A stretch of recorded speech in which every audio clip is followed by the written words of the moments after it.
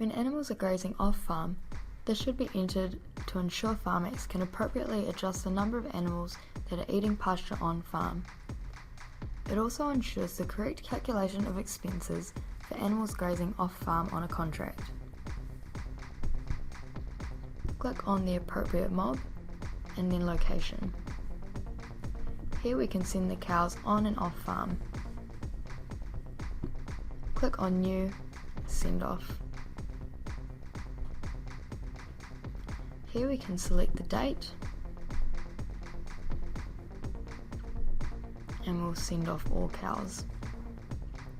When we've entered this, a grey shaded area displays on the graph, showing how many cows are located off farm and for how long. At the moment, Farmax is automatically bringing these cows back on farm before calving, as we've selected this tick box here. We can untick this and put in a manual bring back on a specific date or dates, depending on when your cows are coming back.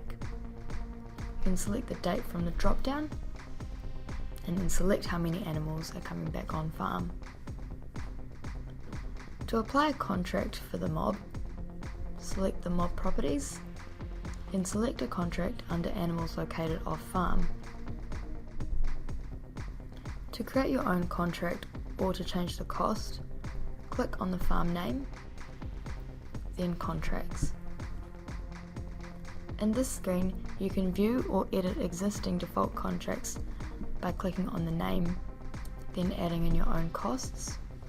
You can also create your own type of contracts by either duplicating the defaults here or selecting a new contract.